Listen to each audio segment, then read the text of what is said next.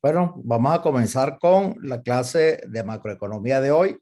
Hoy vamos a estudiar sobre crecimiento económico. La gran pregunta que nos vamos a hacer es qué es lo que hace que las economías crezcan, qué es lo que hace que un país sea más rico que el otro. Y nos vamos a basar en la exposición que voy a hacer del modelo de Solow-Swan. Ok, estos son los puntos que vamos a ir cubriendo.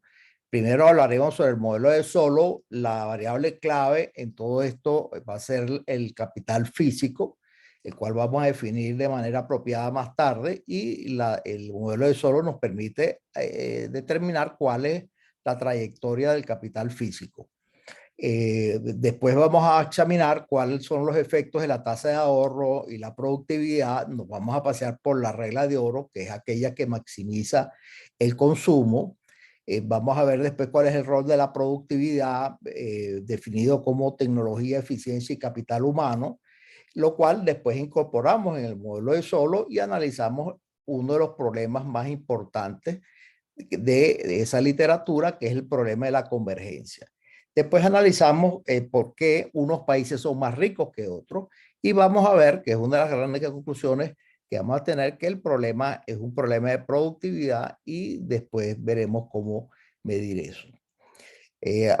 Comienzo entonces con la exposición.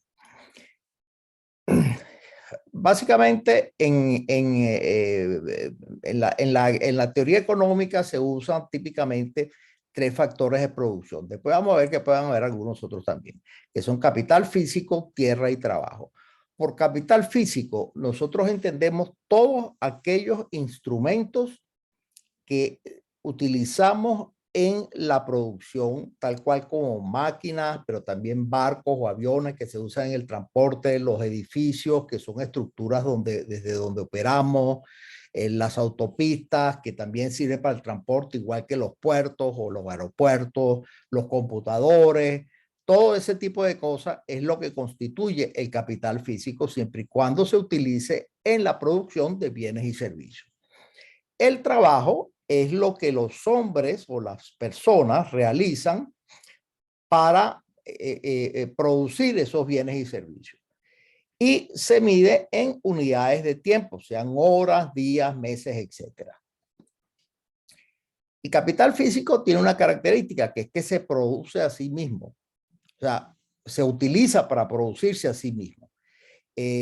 A diferencia del capital humano. Bueno, el capital humano también, pero el capital físico tiene una característica, que se produce a sí mismo, a diferencia del trabajo, pues el trabajo no se produce a sí mismo, no el capital humano, perdón. Y también se usa para producir otros productos. El capital físico también tiene la característica de que se desgasta parcialmente durante el proceso de producción. ¿Por qué? Porque las máquinas se dañan o hay que repararlas, etcétera.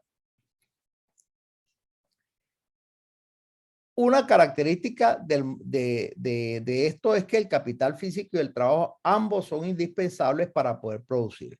Si no hay capital físico, no hay producción. Y si no hay trabajo, tampoco hay producción. Los dos son indispensables. El capital físico es un stock, en el sentido de que es una cantidad que puede ir aumentando. En cambio, que el trabajo es un flujo, o sea, es el trabajo de hoy, después el trabajo de mañana. Por ejemplo, toda la gente trabaja 8 horas diarias. En cambio, y son 8 horas. Eso, por decir una cifra, es algo permanente. Definitivamente no más de 24. En cambio, el capital físico, a diferencia del trabajo, es un stock, en el sentido de que se puede apilar. Es decir, tú tienes una máquina, después dos máquinas, después tres máquinas, y ahí puedes tener cualquier cantidad de máquinas, todas las máquinas que puedas tener. De forma tal de que el trabajo se mide por unidad de tiempo, y una unidad de tiempo que típicamente es constante, mientras que el capital físico se puede acumular. Ahora, como esto es un modelo matemático, vamos a introducir cierta notación. K va a ser siempre el stock de capital o la cantidad de capital. L, la cantidad de trabajo, típicamente lo medimos en horas. Y es la producción. R, mayúscula es la renta del capital físico, es decir, aquí tenemos la idea de que el capital se arrienda y el que lo recibe simplemente lo utiliza como si estuviera arrendando ese capital, lo usa y lo devuelve. W es el salario y la función de producción que vamos a utilizar es la 4.1, que es la Y, es Y igual la función F, que tiene dos insumos, dos inputs, que es la K y la L, es decir, con el capital y el trabajo como insumo. Eso inicialmente lo vamos a hacer así. Esa función F debe cumplir con las llamadas condiciones y nada, ¿no? Es decir, que la primera derivada, como ven aquí, tiene que ser mayor que cero, pero la segunda derivada es menor que cero. La segunda derivada, en este caso del capital. Esto lo que quiere decir es que el capital es creciente, o sea, más capital, más producción, pero crece a una tasa decreciente, lo cual quiere decir que hay rendimientos decrecientes a escala. Lo mismo ocurre con el trabajo, que es creciente, pero a una tasa decreciente. Tiene rendimientos decrecientes a escala. Pero la derivada cruzada, FLK, es mayor que cero. Aquí, por cierto, no estoy viendo que no me cupo esto.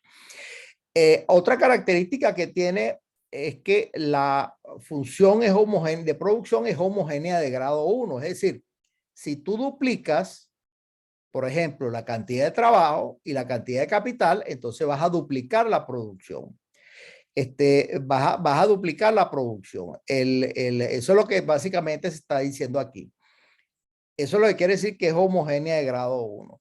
Es como si uno tuviera una planta con el trabajo que quiere y que sea capaz de producir, y tienes una planta gemela con exactamente los mismos equipos, el mismo edificio, todo igualito y la misma cantidad de trabajadores con las mismas destrezas. Las dos irían a producir lo mismo. Eso es lo que se llama que la economía tiene rendimientos constantes a escala. Otra cosa es que F necesita, o sea, si no hay trabajo, el trabajo es igual a cero, o si no hay capital, el capital es igual a cero, la producción es cero. Eso lo que indica es que ambos insumos son indispensables. Ahora, ¿cuál es el problema de optimización de la empresa? La empresa maximiza sus ganancias o sus beneficios, que son la producción. Estamos asumiendo que el precio es 1 porque lo medimos en productos, en cantidad de productos, menos lo que lo que gasta en salario, lo que paga a los trabajadores, menos lo que le paga a quienes le arrienda el capital.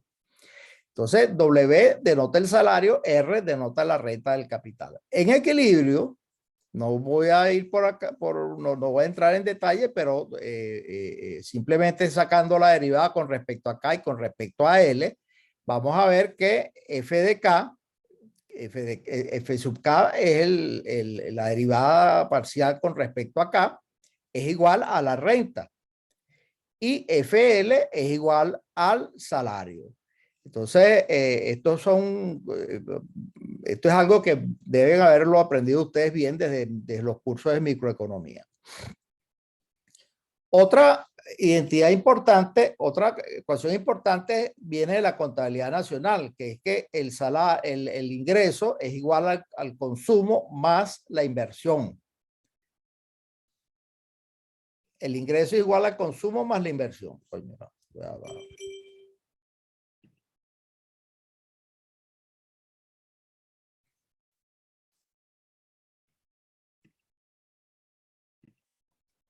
el ingreso es igual al consumo más la inversión. ¿Ok? Seguimos. ¿Cuál es la historia? Esta ecuación es la ecuación fundamental del modelo, que es la ecuación de acumulación de capital, que nos dice que el modelo de Solow, en el modelo de Solow, que el capital, o sea, ¿cómo definimos la cantidad de capital? La cantidad de capital la definimos como la cantidad de capital con la que comienza el periodo actual. Eso quiere decir que durante ese periodo, vamos a suponer que sea un trimestre, el capital tenemos unas máquinas, unos edificios, etcétera, y con eso vamos a trabajar. Pero que eso es producto de las decisiones del pasado, no de las decisiones actuales. Entonces, como es producto de las decisiones del pasado, cada sub T es dado, es decir, es una variable exógena. Y esa variable exógena durante este periodo va a ser sujeta a una depreciación, se gasta, pues se desgasta a una tasa delta. Por lo tanto, de este capital, ¿qué vamos a tener nosotros para el periodo que viene? Vamos a tener 1 menos delta, que está aquí, por K. A eso le sumamos la inversión del periodo y eso nos va a dar K más 1. Es decir, la cantidad de capital que vamos a tener el periodo siguiente. Esta ecuación es la ecuación que gobierna el modelo de Solow. Vamos a asumir también que hay una tasa de ahorro, S, que está entre 0 y 1. Y como en equilibrio el ahorro es igual a la inversión y el ahorro es igual a S por I, porque es la tasa de ahorro, entonces la inversión es igual a S por I. De allí también sacamos una función de consumo, que sería 1 menos S por I, que o sea, todo lo que no se ahorre, entonces iría al consumo. Eso es lo que está diciendo que es 1 menos S. Entonces tenemos un sistema, este sistema de 6 ecuaciones, una función de producción, una función que me determina el salario, la que te determina la renta del capital, la ecuación que viene de la contabilidad nacional, la ecuación que gobierna la dinámica del capital y la igualdad ahorro-inversión que me dice cuánto es el nivel de inversión en cada periodo. Con esto puedo determinar 6 variables endógenas. Se llaman 6 variables endógenas. Las 6 variables que voy a determinar son el ingreso Y, el consumo C, la inversión I, el capital KT más 1, la renta del capital y W, que es el salario. Hay 3 variables que son exógenas, es decir, que las tomo como dadas, que ya no las puedo modificar porque son dadas por el sistema.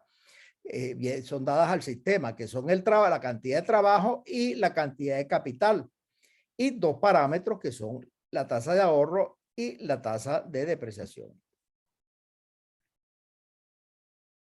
Ahora fíjense, yo tengo estas tres ecuaciones, la 1, la 4 y la 6. La 1, la 5 y la 6. Utilizando la 1 y la 6 combinada, de la 1 y la 6 combinada, que la 1 es la función de producción y la 6 es la de la inversión. Yo pongo la I aquí, la Y, entonces tengo que la inversión es S por F. Pero después pongo la I latina, la pongo en la ecuación que me gobierna la dinámica del capital y tengo esta ecuación, de forma tal de que es la ecuación 4.7, de forma tal de que 4.7 lo que me dice es cuánto capital la economía tendrá en el periodo T más 1, dado el trabajo y el capital del periodo anterior y los parámetros. Lo interesante de aquí es que me estoy ahorrando variables, estoy sacando la variable I del juego. Pues, claro, meto la variable L, pero vamos a ver cómo trabajamos eso. Esta ecuación 4.7, aquí lo que hago es que la divido por L. Entonces, cada T más 1 entre L, todos lo divido entre L, que es la cantidad de trabajo. Entonces, fíjense, KT entre LT es la cantidad de capital por trabajador. A veces se le dice per cápita también. Pero, ¿qué pasa aquí? Aquí tengo un problema, que es que KT más 1 entre LT. Aquí lo que se hace es un pequeño truco que se multiplica y se divide por LT más 1. Es decir, se multiplica por 1. Y se le hace un cambio. Se le pone la T en el dominador al primer cociente y la LT más 1 en el segundo cociente. De forma tal de que esto que está aquí sería también el capital por trabajador, pero en el periodo siguiente. Como esto tiene rendimientos constantes a escala, es decir, y es homogéneo de grado 1, entonces esta multiplicación de 1 entre L se puede meter adentro y son iguales. De forma tal de que tengo el capital por trabajador Y aquí y esto es 1. Esta L entre L es 1. Entonces yo como defino K pequeña, K entre L, K grande entre L, y defino una nueva función que es f de K pequeña igual a f grande de K entre L, 1. Es decir, esto simplemente para ahorrar en notación y hacer el modelo más cómodo de trabajar, ¿no? Vamos a definir que 1 más L, 1 más N, es la tasa de crecimiento de la población, es decir, es LT más 1 entre LT. Siendo así, entonces fíjense en lo que se convierte esta ecuación. LT más 1 entre LT es 1 más N. Esto es KT más 1, S por F de K, que sería F pequeña de K, más 1 menos delta entre KT. Todo es KT más 1, es decir, KT, perdón, la K pequeña, perdón.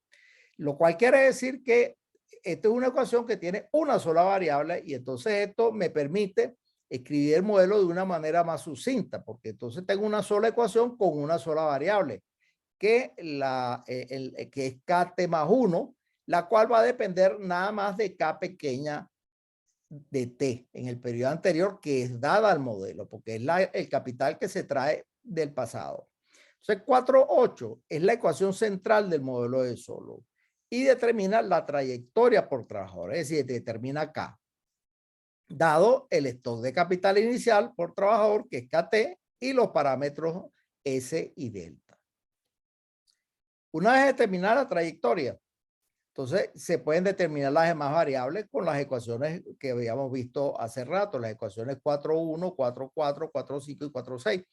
En este caso, que las reescribo por conveniencia, que sería I, que es una función de K, I pequeña, que es una función de Y, que ya la determinamos antes, y después me quedaría el consumo, que la saco de 4.10 despejando, sería I menos I pequeña. Entonces, que la saco de la contabilidad nacional. Entonces, determinaría esas tres variables. Con las variables que siguen, ahí hay que hacer algún pequeño trabajo.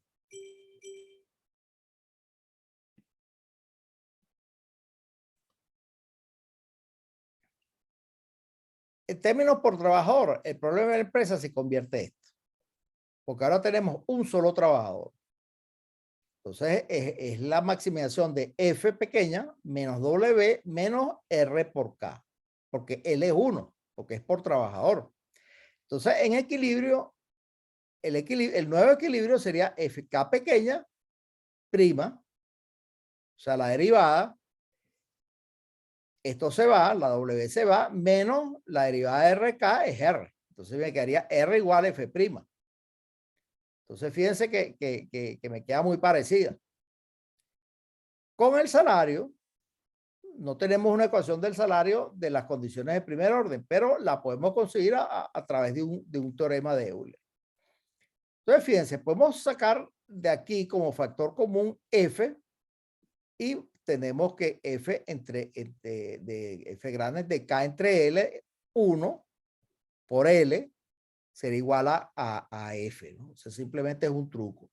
El teorema de Euler me dice esto, que yo saco la derivada con respecto a L por L más la derivada con respecto a K por K y eso es igual a la función. Pero FL es W y FK es R. Entonces esto tendría que W por L más R por K es igual a la producción. Ahora, en este caso, L es igual a 1. Entonces, cuando L es igual a 1, esto se me convierte en F', en F de K igual a W pequeña más R por K pequeña. O sea, básicamente lo que hago es que divido todo por K. Pero R es F'. Lo vimos de antes. Entonces, sería W más K F'. Entonces, ¿qué pasa? Que despejando W pequeña de aquí,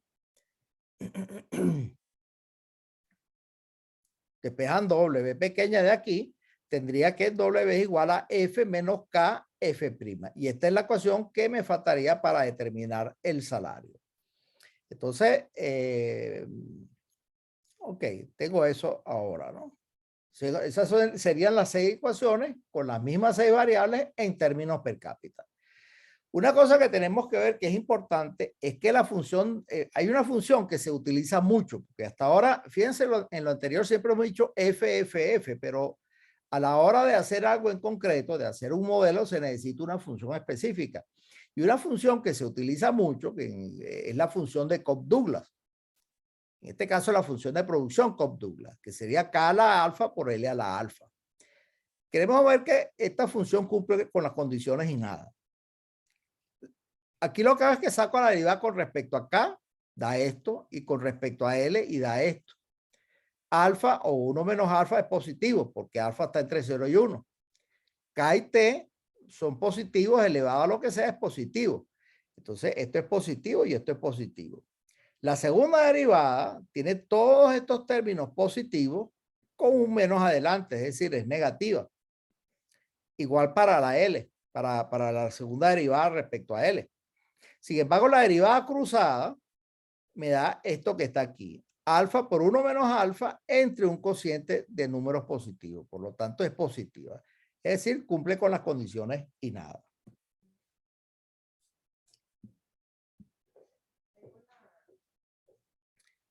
La función de Cobb-Douglas también es homogénea de grado 1.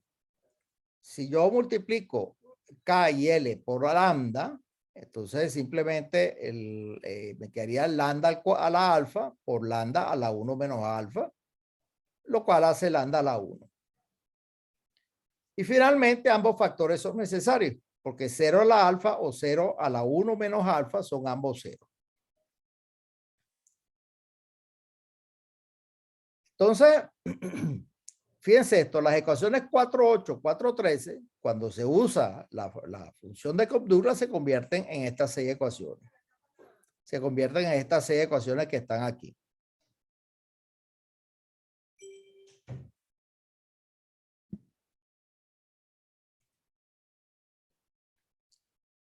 Esta entonces sería la ecuación que gobierna la trayectoria de capital per cápita, de capital físico per cápita. La ecuación 4.14. Ahora fíjense, la ecuación 4.14, que la repetimos aquí, esto es 1 por K menos delta por K. Entonces yo pongo K menos delta por K. Igual manera, aquí pongo 1 por K más 1, N por K más 1. Entonces, la vez que paso esta K, que está positiva, pasa para el otro lado, pasa para acá con un signo negativo, y esta NK, que está positiva, pasa para el otro lado con signo negativo. De forma tal de que esta diferencia, la cual voy a llamar delta K T más 1, sería S por F de K menos delta K por N por K más 1. Esto es importante, este K más 1 aquí. Esta ecuación la voy a llamar 414A, porque simplemente lo que estoy haciendo es reescribiendo la 414 en un orden diferente. Delta K más 1 es el incremento por el trabajo del capital. F por S, este término es el ahorro del trabajador o la inversión, el ahorro por trabajador. Delta K es la depreciación durante el periodo T, y N, KT más 1, es el capital para el trabajo adicional del periodo T. ¿Por qué? Porque la población crece en el próximo periodo a una tasa N, y yo esa cantidad de trabajadores necesito dotarlos de capital. Entonces, el mismo capital, la misma cantidad de capital que tienen todos los demás, porque es un promedio. Entonces, necesito utilizar parte del capital adicional para dotar a esos trabajadores. Por eso es que esto es en KT más 1 y esto es en KT, porque esta es la depreciación del capital existente. En cambio, este es el capital con el que voy a dotar a los trabajadores en el futuro. Entonces, tengo esta ecuación, ¿no? ¿Cuál es el estado estacionario? El estado estacionario es aquel en el que KT más 1 es igual a KT. O sea, siempre es igual. Y cuando eso ocurre, entonces yo puedo sustituir KT más 1 por KT, y delta K es 0. Entonces esto se me convierte en SFK es igual a delta más N por K. Y eso es lo que define el estado estacionario. Vamos a ver eso en un gráfico, ¿no? Esta función que está aquí arriba sería la función de producción, ¿no? Que es cóncava, creciente y cóncava, que es lo que necesitamos. Este es el estado estacionario. Esta es la ecuación del estado estacionario. Esta ecuación es la ecuación del ahorro igual a inversión, que es SFK. La función de ahorro o la función de inversión, como le convenga a uno más verlo, pero como S está entre 0 y 1, esta inversión es igualita a la función de producción, pero más pequeña, pero está más abajo. Por otra parte, entonces, bueno, simplemente le quito esos nombres para no atosigar demasiado al gráfico. Esta recta es la depreciación, es decir, es el crecimiento, es la depreciación más el crecimiento de la población, que es la depresión más el crecimiento de la población, que es esta ecuación, que es esta recta que está aquí, es una línea recta de pendiente positivo.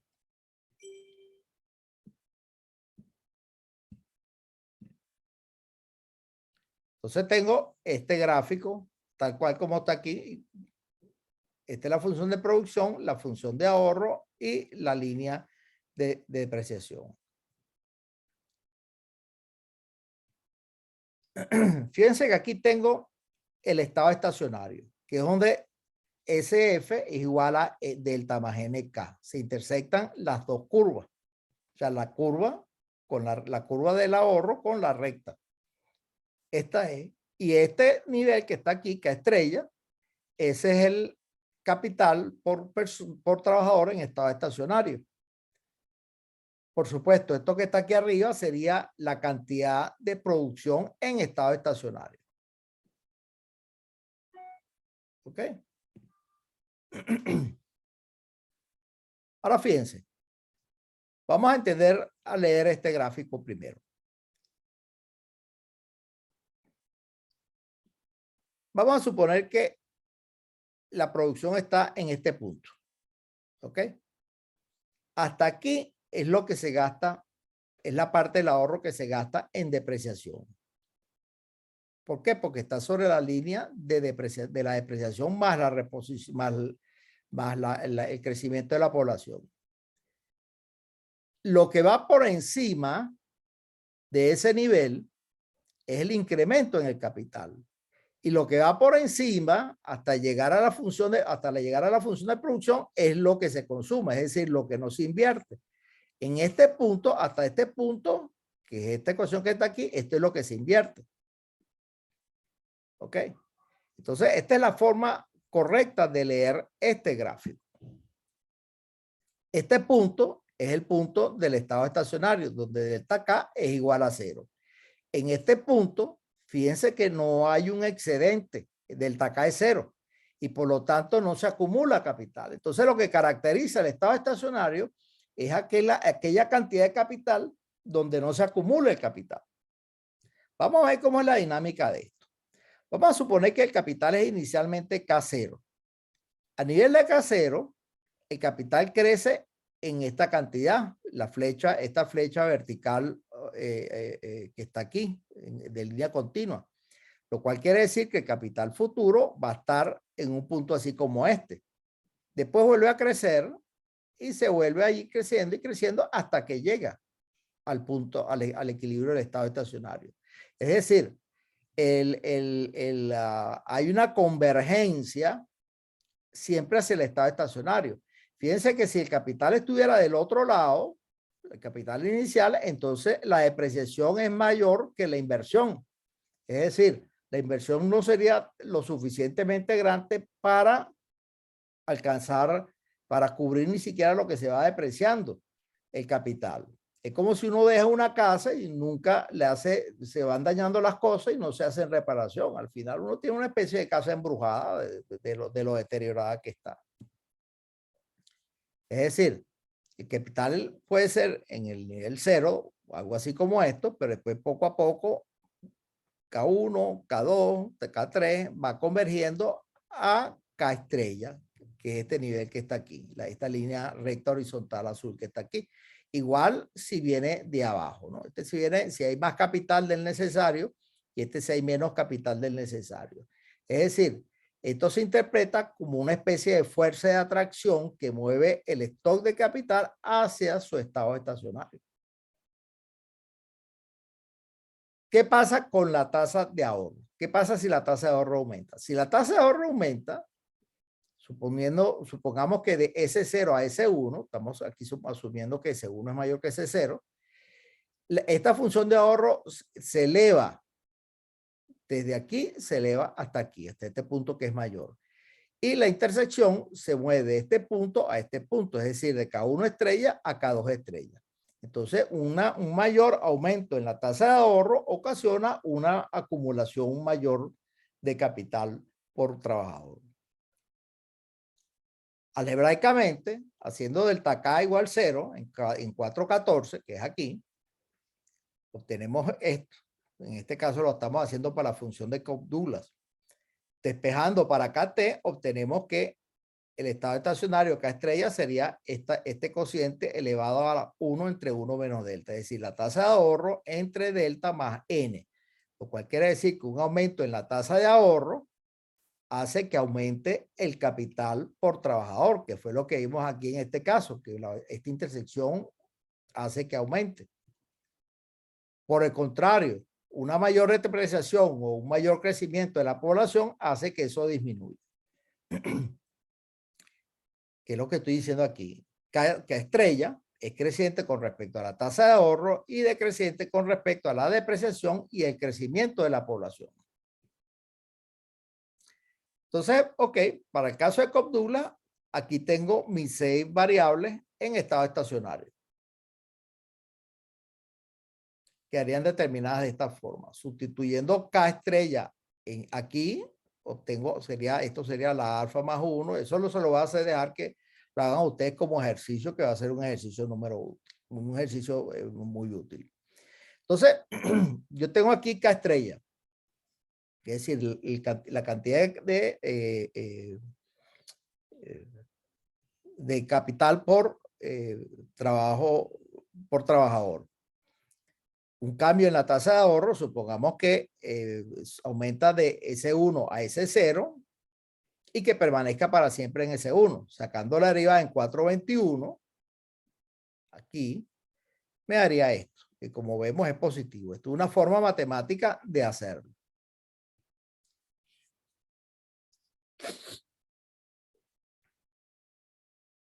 ¿Qué pasa si la que crece es la población?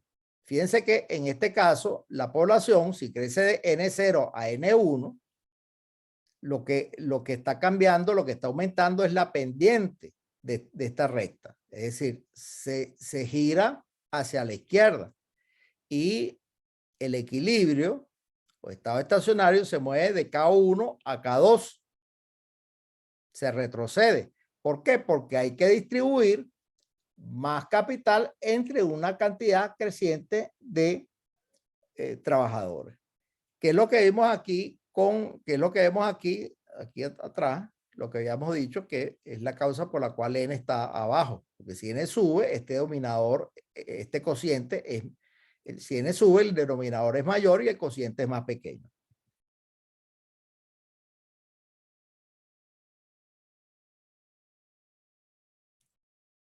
Esta es la trayectoria dinámica del crecimiento de la población.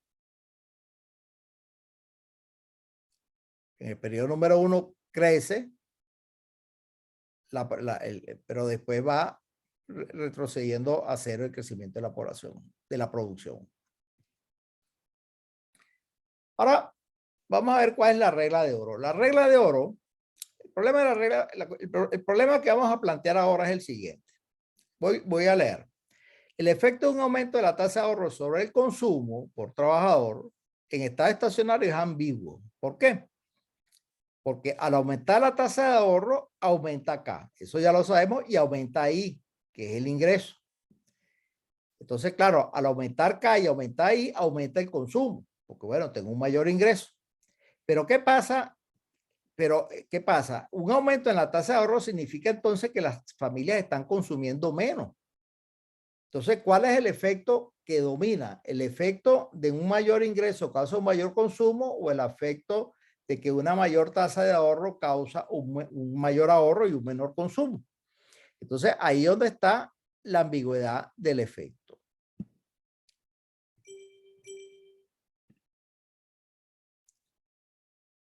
Entonces, vamos a ver, vamos a analizar este punto.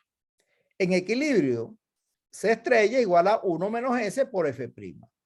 Entonces, si S es igual a 0, no hay ahorro, C estrella es igual a 0.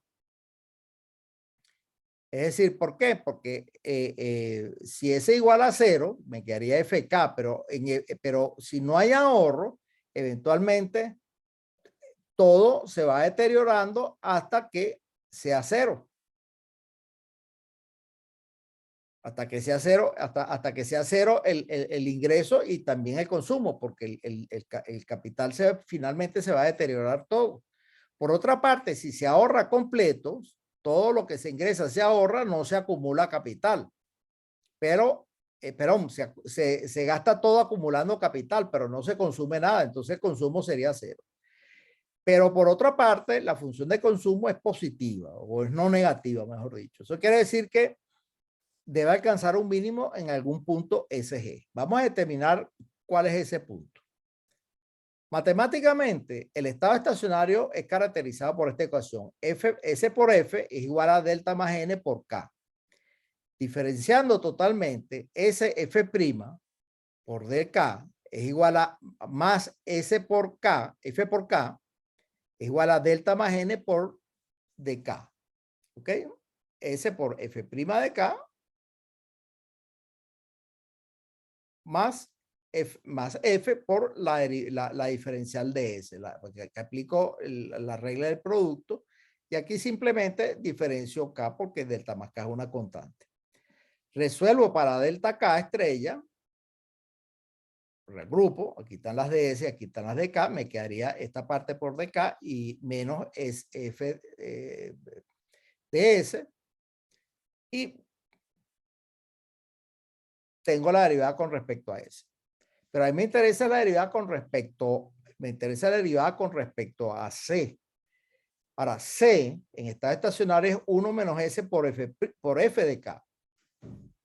Y su diferencial sería 1 menos S por F' de K por DK menos F' por DS.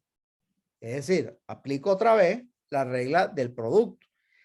Y combinando esta expresión con esta expresión, estas dos últimas expresiones y un poquito de álgebra, llego a esta expresión que está aquí abajo, que DC es igual a esto que está entre paréntesis por DK.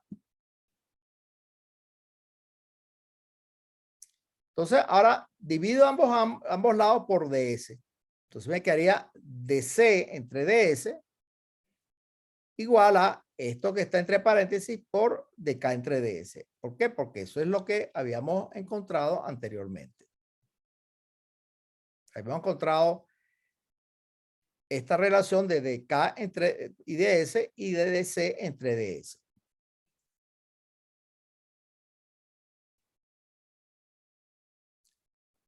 Ahora, ¿qué pasa? Que DK-DS es positivo. Eso lo sabemos. Así que DC-DS es igual a 0 si, solo si, F' es igual a delta más N. Aquí, aquí sí lo puse.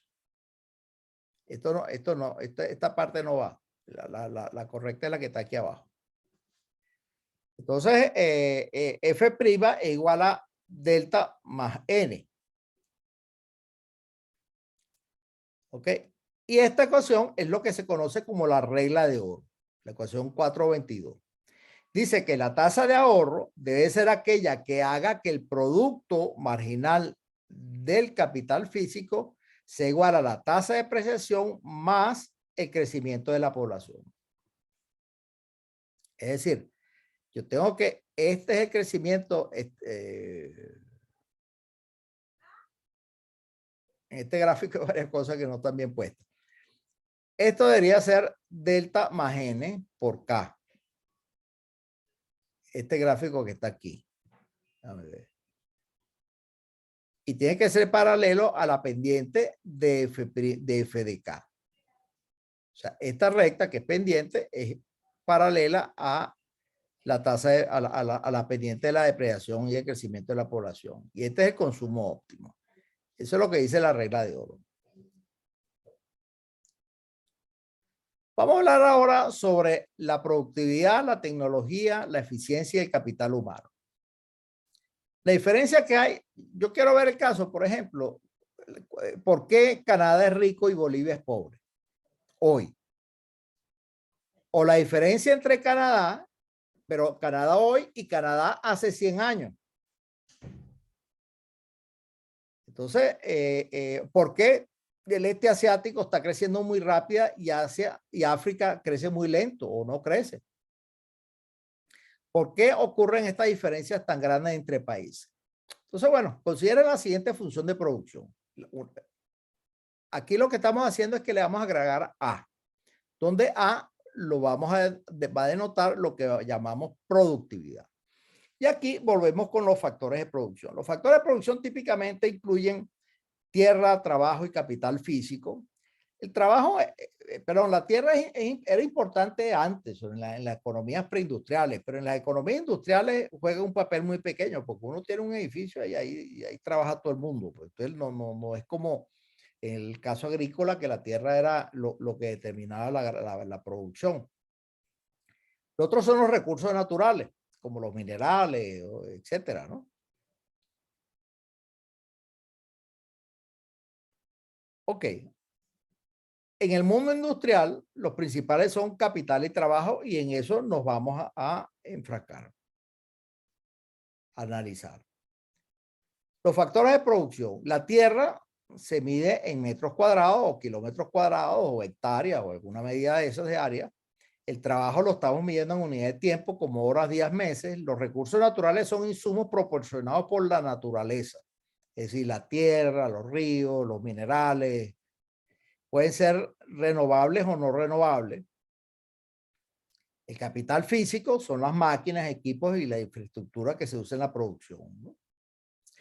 Ahora, ¿cómo definimos la productividad? La productividad se define como la cantidad de bienes y servicios que un trabajador puede producir en cada hora o en cada unidad de tiempo.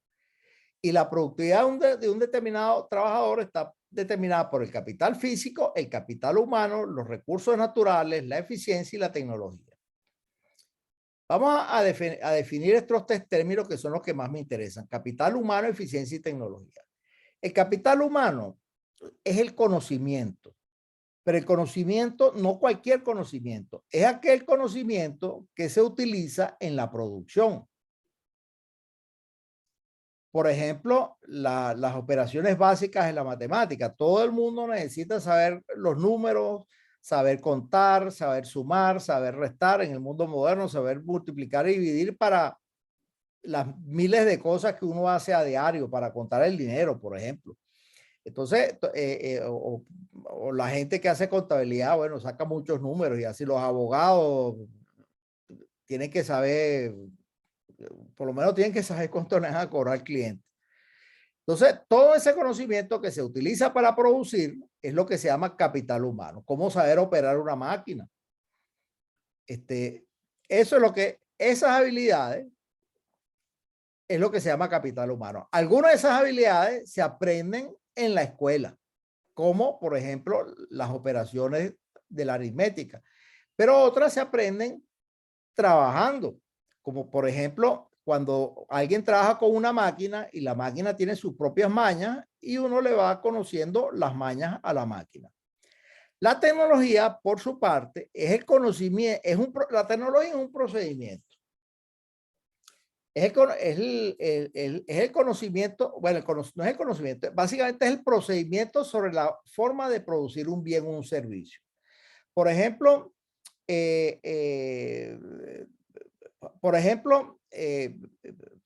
si supongamos que alguien quiere hacer una mesa, entonces, bueno, agarra un pedazo de madera, corta la madera, corta las patas de la mesa, corta la superficie de lo que va de la mesa, si hay que poner unos clavos, aprende a cómo clavar las patas de la mesa a la mesa de cada una de las patas, la pinta, la pone bonita, le da la forma que quiere y bueno, y tiene el producto final.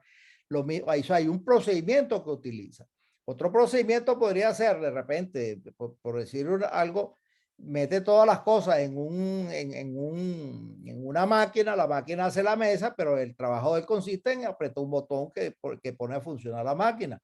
En ese caso, hay un procedimiento que parte del procedimiento lo hace el capital humano, uno tiene que saber qué botón apretar, y otro el procedimiento lo hace la máquina. O como antes, por ejemplo, uno tomaba fotos y el proceso de tener fotos era en papel, eran fotos de revelado, y hoy en día son fotos que uno las saca con una cámara fotográfica electrónica. Y entonces, claro, la forma de sacar la foto es diferente. Entonces, son simplemente el procedimiento para tener el resultado final, que en este caso es la foto, es distinto. La eficiencia económica, por su parte, consiste en minimizar costos. Por ejemplo, una panadería que compra ingredientes o un horno más barato para reducir los costos sin disminuir la productividad. Yo produzco lo mismo, solo la misma cantidad de panes, solo que estoy consiguiendo los ingredientes más baratos. Entonces, los panes me salen más baratos. O tengo un horno que es más eficiente, o un horno que es más barato. Entonces, el costo del capital es más barato. Y así voy, ¿no?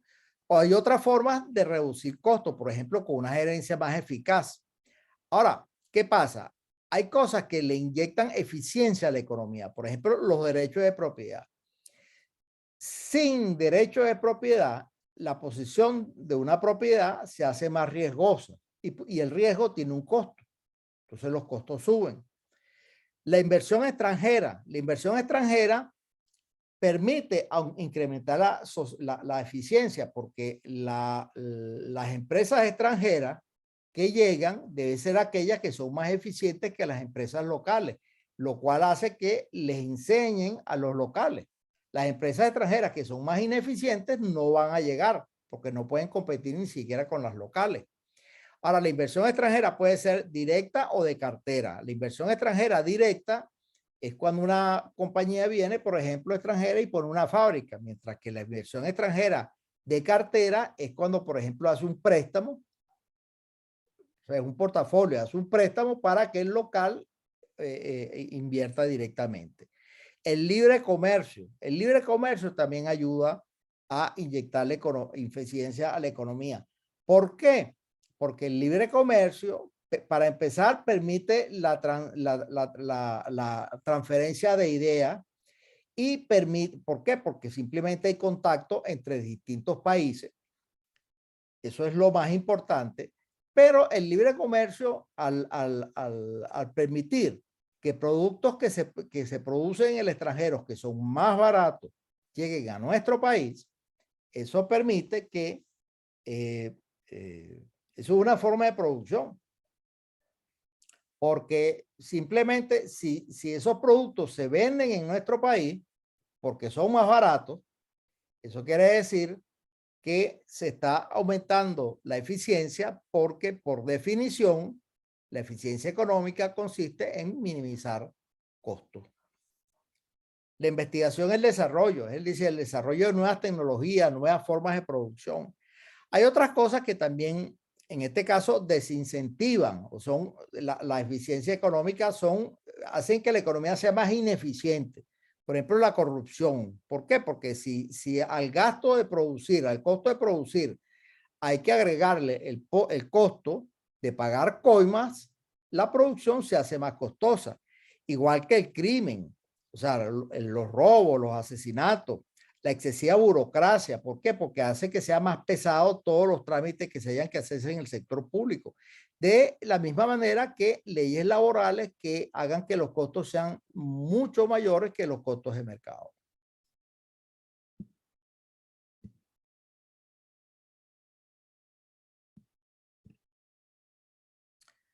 Ahora vamos a trabajar en lo que vamos a llamar el modelo de solo aumentado. la función de producción de Cobb-Douglas, lo único que le hacemos es que le agrega, vamos a utilizar una función de producción de Cobb-Douglas, esa es una principal diferencia, y vamos a agregarle la A al principio, es decir, una medida de productividad. Pero no solo le vamos a agregar esta, vamos a agregarle a esta A de forma tal de que vamos a definir una A pequeña, de forma tal de que A grande sea igual a A pequeña a la 1 a la 1 menos alfa. Esto siempre lo podemos hacer porque sencillamente son las dos funciones crecientes. O sea, A puede crecer tanto como quiera y A pequeña también. Pero la ventaja de esto es que nos permite meter esta A la 1 menos alfa adentro de este exponencial, este exponente, de forma tal de que A por L a la 1 menos alfa por K a la alfa igual a Y, a la producción. Es decir, A multiplica el trabajo y diera la impresión de que A estuviera aumentando el número de trabajadores. Es como si aumentara el número de trabajadores. Sería algo así lo equivalente a hacerlo. Debido a eso, a A se le llama productividad que aumenta el trabajo. Y a L se le llama trabajo efectivo o trabajo eficiente. Entonces,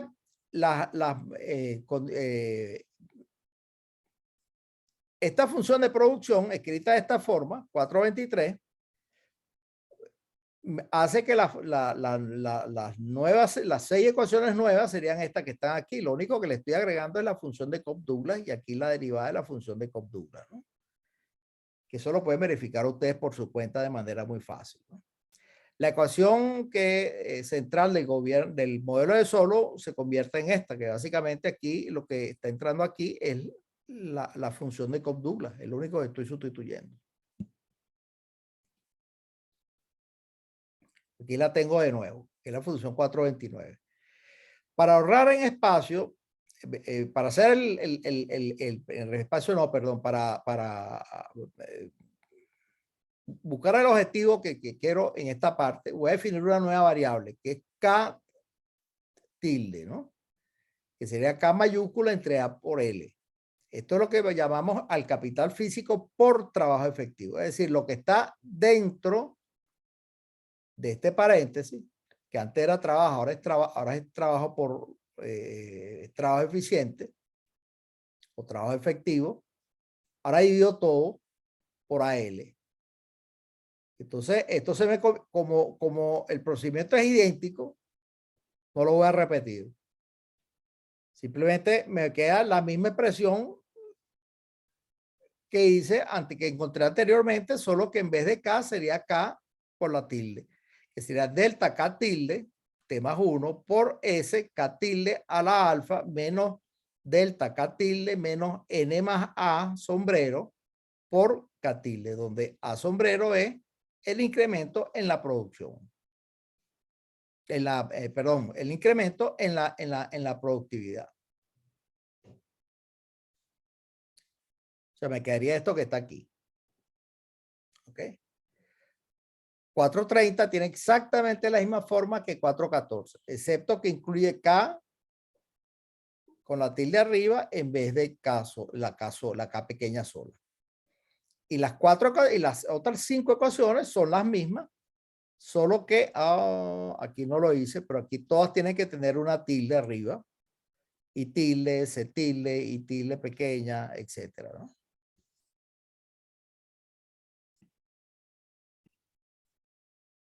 Bueno, aquí estoy reanudando la grabación corrigiendo las tildes, ¿no?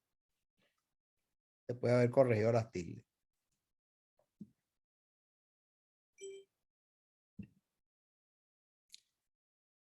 El modelo solo queda idéntico.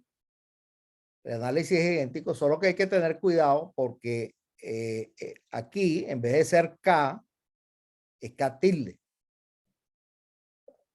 Esta estrella no va aquí, ¿no? Todo el análisis es idéntico. Todo el análisis es idéntico. K estrella sería exactamente la misma expresión. Todo queda igualito, solo que en vez de K pequeña, es K tilde. De resto, todo el análisis es idéntico y no lo voy a repetir. pero esto nos va a permitir hacer algo. Fíjense esto que vamos a ver aquí. La primera pregunta que nos vamos a hacer es si un aumento en la tasa de ahorro, ¿ok? En el modelo de Solow aumentado, permite explicar el crecimiento económico. Lo primero que quiero ver es esto, ¿no? Fíjense que un aumento en la tasa de ahorro hace que esta función de producción suba hasta aquí arriba, ¿no? Todo queda igualito, solo que S por K tilde y S por K tilde. Y esta es la recta de la depreciación más el crecimiento del capital más el crecimiento de la productividad. ¿Por qué entra el crecimiento de la productividad allí? Porque hay uno lo que tiene que entender que cuando aparece una tecnología nueva, por ejemplo, un computador nuevo, bueno, para poder acceder a esa tecnología, bueno, hay que comprar el computador, pues hace falta adquirir el computador. Entonces, bueno, de eso se trata aquí. Entonces, el análisis es idéntico. Si estamos en este equilibrio, vamos a pasar a un equilibrio como este, vamos a pasar a un equilibrio como este. Pasamos de esta intersección, pasamos a esta intersección más arriba, ¿no? Ahí, este caso se asemeja más, aquí puse los cuatro dragones, pero no es el de los cuatro dragones. Ese caso se asemeja mucho al caso de, por ejemplo, los países que fueron destruidos durante la Segunda Guerra Mundial, como Alemania y Japón, que tuvieron el llamado milagro alemán o el milagro japonés, que se reconstruyeron muy rápido después de que fueron totalmente destruidos. Entonces, ¿qué pasa? Hubo un aumento en la tasa de ahorro que en este caso el ahorro lo puso a través del plan Marshall y cosas así, y hubo una especie de plan Marshall para Japón también que hizo que la cantidad de capital aumentara.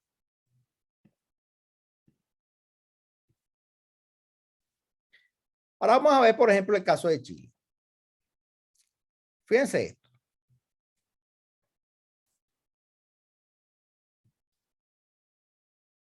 Yo tengo una función de producción. Si yo divido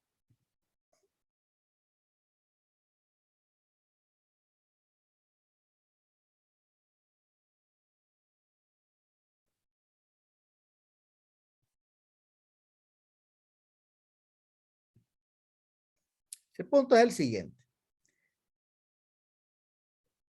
Esto es la cantidad de capital de equilibrio. Y es igual acá a la alfa. O sea que me quedaría esta expresión a la alfa. Y el ejercicio que voy a hacer ahora, esa página me la salté, es qué pasaría si yo tengo el cociente entre el ingreso de dos países. Vamos a suponer I1 e I2. El país 1, con un poquito de álgebra, podemos ver que nos va a dar esta expresión que está aquí. El PIB de Chile es aproximadamente el 37% del PIB de Estados Unidos. Suponga que el país 2 es Estados Unidos y el país 1 es Chile. Y vamos a calcular 442, este cociente.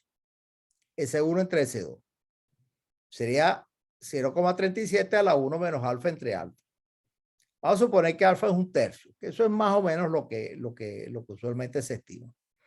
Entonces aquí tendríamos que sería 0,37 a la 1, a la 1 menos al cuadrado, va a quedar, que es aproximadamente 0,13. Entonces, lo que estaríamos diciendo es que la tasa de ahorro de Chile es 13% de la tasa de ahorro de Estados Unidos. Eso quiere decir que si la tasa de ahorro de Estados Unidos es 30%, Chile apenas ahorraría 4%, que es muy poquito. Pero eso no es cierto. Lo cual quiere decir que esto no me explica esta diferencia. La diferencia entre el PIB de Chile y el PIB de Estados Unidos per cápita no me lo está explicando la tasa de ahorro. Entonces tenemos que buscar otras explicaciones. Volvamos a lo que encontramos en el modelo de Solow. Y tilde sería K tilde a la alfa. Y esto es una constante, porque esto simplemente sería esta expresión a la alfa. La expresión de K a la alfa. Me quedaría esto que está aquí, que es una constante. Ahora vamos a ver, sacando logaritmo, tendríamos que el incremento de I tilde más sería igual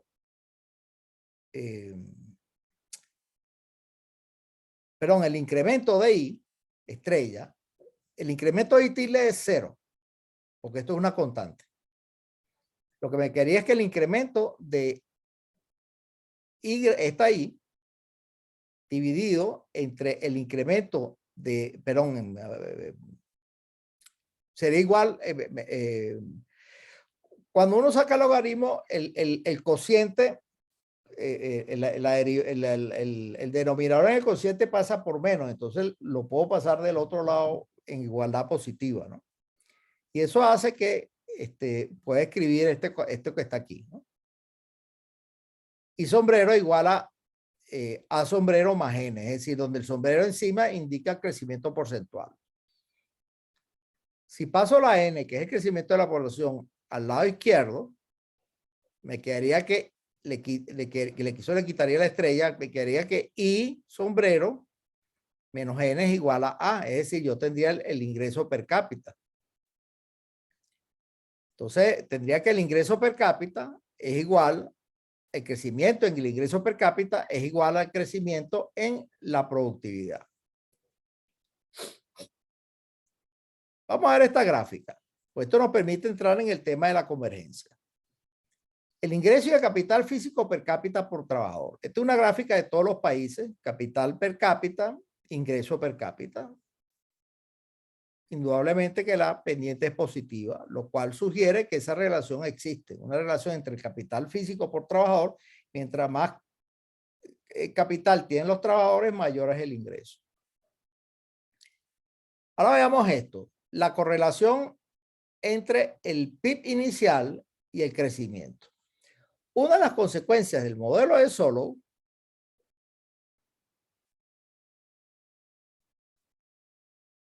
es que cuando los países son más pobres, porque tienen menos capital, eventualmente crecen más rápido. En cambio, que cuando estás más cerca del estado estacionario, crece más lento, porque esta derivada es más plana. Entonces, lo que sugiere de que si un país inicialmente era más pobre, eventualmente va a ser más rico. Es decir, lo cual quiere decir que va a crecer más rápido. Ahora fíjense, si tenemos a todos los países por los cuales tenemos datos, tenemos este cuadro que en efecto la regresión da una correlación negativa de 0,17, pero es bastante disperso, la correlación es relativamente pequeña. Si uno en vez solo toma a los países de la OCDE, que es una muestra mucho más homogénea, obtiene algo así como esto. La dispersión se reduce fuertemente y estos países aquí son en efecto los países más pobres de la OCDE. Estos que están, los que quedan más por fuera, la correlación aumenta a 0,67 negativo, lo cual permite inducir de que en efecto pareciera que hay pareciera sugerir que el modelo de Solow cumple. Sin embargo, esto no me responde la pregunta de qué hace que los países sean más ricos que otros. Fíjense esto, el otro punto relativo al tema de la convergencia.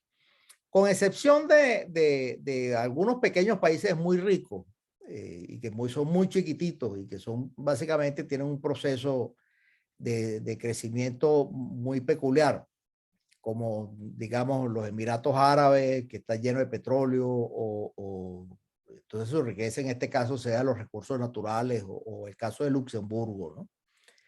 Básicamente el país que siempre se toma como referencia es Estados Unidos. Porque básicamente se puede decir que es el país con el mayor ingreso per cápita que existe. Entonces, fíjense, todos estos países como Japón, Alemania, el Reino Unido, todos desde los 50 estuvieron convergiendo. De repente se frenó esa convergencia. Alrededor del año 90, esta tendencia se ha hecho más plana. Entonces vamos a tratar de conseguir una explicación a estos fenómenos. ¿Por qué unos países son más ricos que otros? Y volvemos aquí, tomemos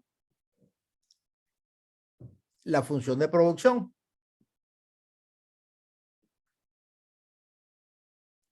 esta ahí no, esta no va aquí. Nada más tenemos que, no, sí va, perdón, sí va.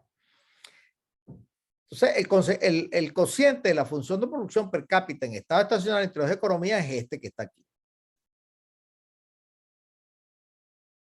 Si A es 1 igual a 2 de 4,41, obtenemos esto, que es el caso de donde nada más se compara.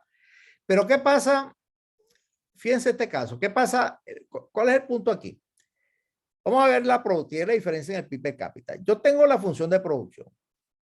Yo le saco los logaritmos y me sale que, despejando después para A, que el logaritmo de A es igual al logaritmo de I menos alfa K menos 1 menos alfa L.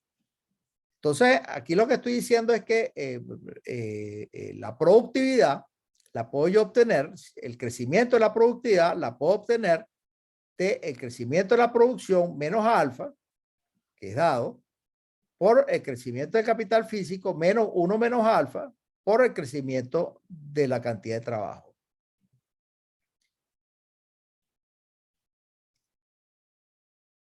El crecimiento en la productividad, lo que incluye capital humano, tecnología y eficiencia,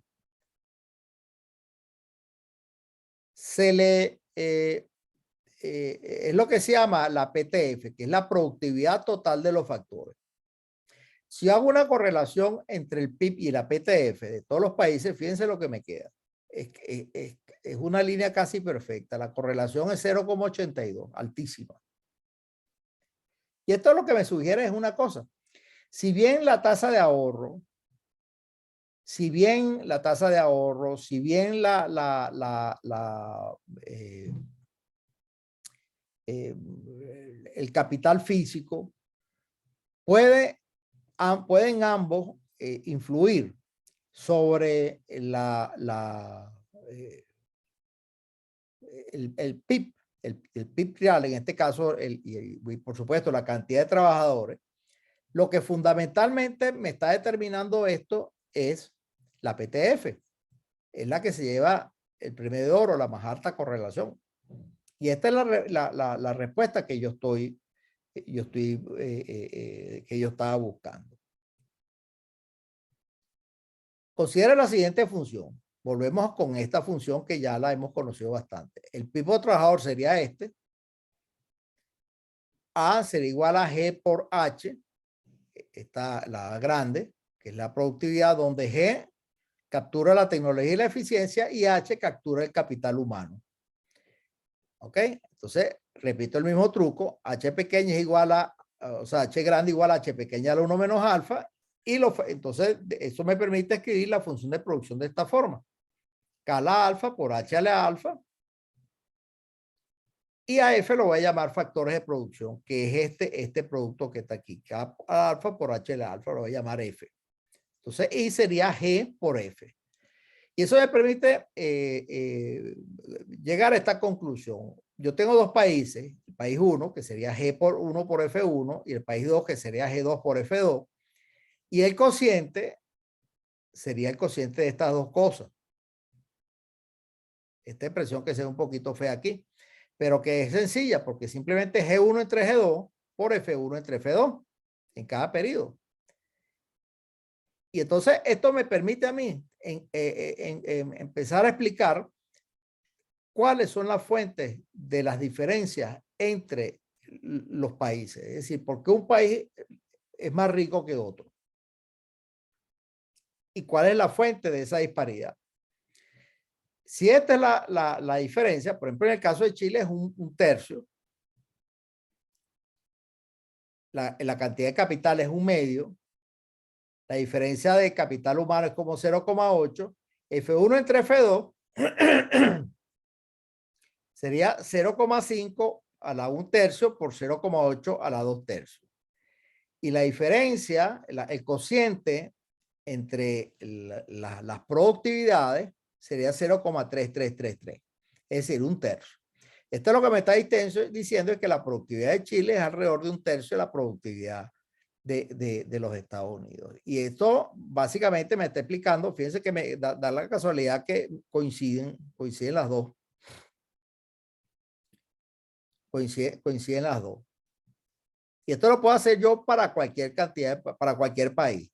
Digo, bueno, entonces, ¿dónde tengo yo que crecer para poder igualar? Claro, esta medida de capital humano tiene algunos problemas, porque esta medida de capital humano básicamente se basa en la escolaridad. No se basa en la calidad de esa escolaridad, ni se basa en la experiencia de trabajo que se adquiere fuera de la escolaridad. O sea, la que se adquiere ya directamente trabajando. Este cuadro, rehacer este cuadro es lo que se llama la contabilidad del desarrollo. Ahora, si uno toma logaritmo y saca los porcentajes, obtiene lo que se llama la contabilidad del crecimiento, que básicamente es tener el crecimiento de I es igual al crecimiento de A, eso es otra forma, más el crecimiento del capital multiplicado por alfa, más el crecimiento del capital humano multiplicado por 1 menos alfa.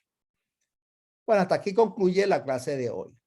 Si tienen alguna pregunta, pues simplemente ustedes tienen todos mis contactos, sean libres de llamarme o de contactarme de cualquier manera.